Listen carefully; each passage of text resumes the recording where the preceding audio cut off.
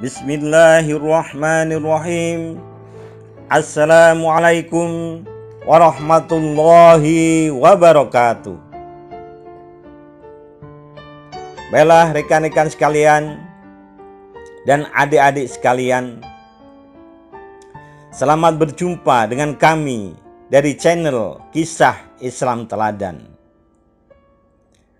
Kali ini saya akan membawakan sepenggal kisah dari Kairo, sebuah kota indah di pinggir sungai Nil.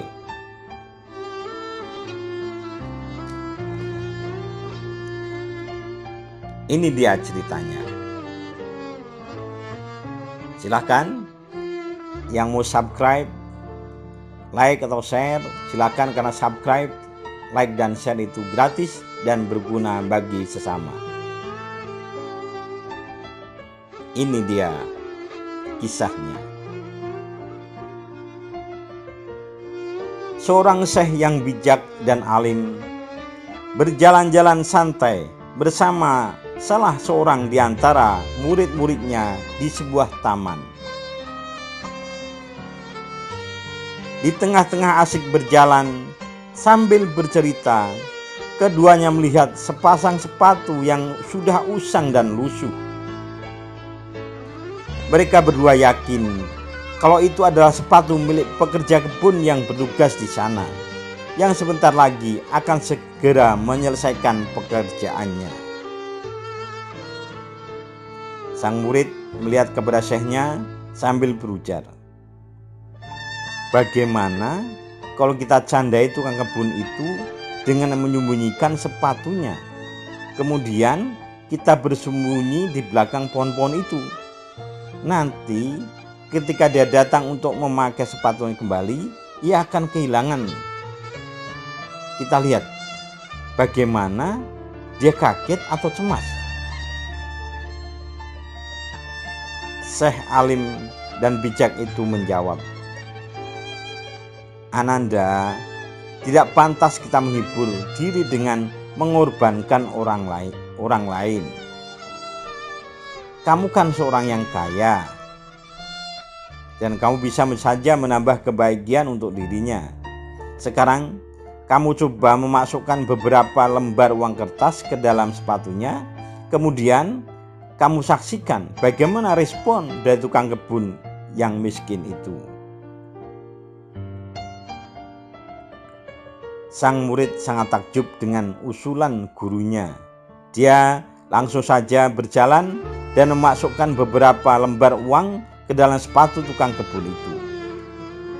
Setelah itu ia bersembunyi di balik semak-semak bersama gurunya sambil mengintip apa yang akan terjadi dengan tukang kebun itu.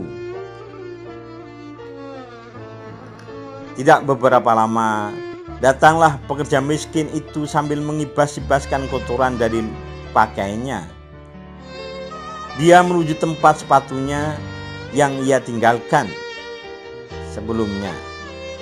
Ketika ia mulai memasukkan kakinya ke dalam sepatu, ia menjadi terperanjat karena ada sesuatu di dalamnya. Dan saat ia keluarkan ternyata uang. Dia memeriksa sepatunya yang satu lagi, ternyata juga berisi uang.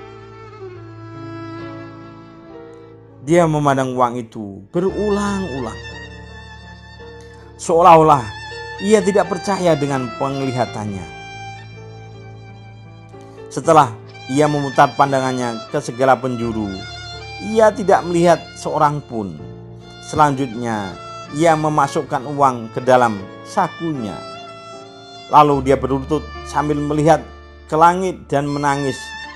Dia berteriak dengan suara tinggi, seolah-olah ia bicara kepada Allah Ar-Razzaq.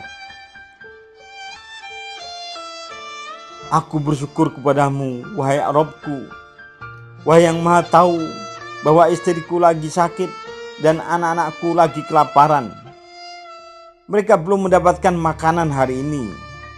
Engkau telah menyelamatkanku, anak-anak dan istriku dari celaka."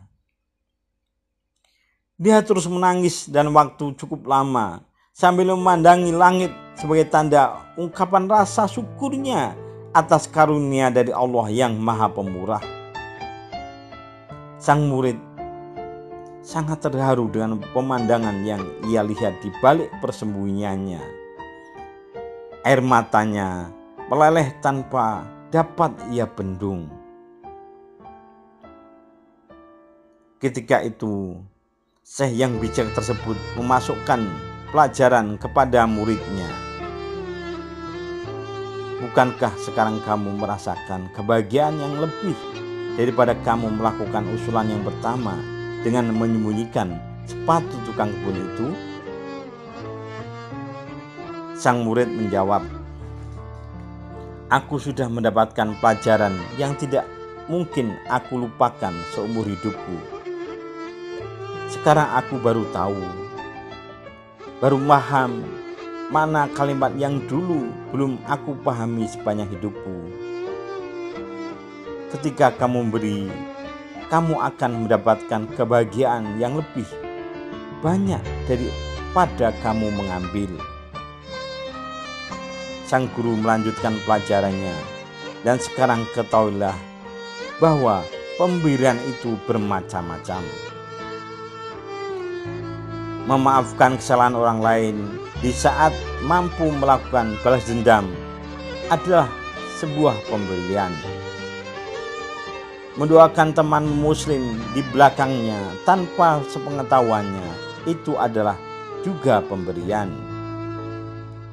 Berusaha berbaik sangka dan menghilangkan prasangka buruk darinya juga suatu pemberian.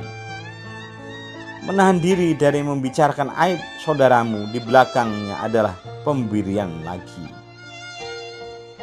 Ini semua adalah pemberian supaya kesempatan memberi tidak dimonopoli oleh orang-orang kaya saja. Jadi jadikanlah semua ini adalah pelajaran. Sekian.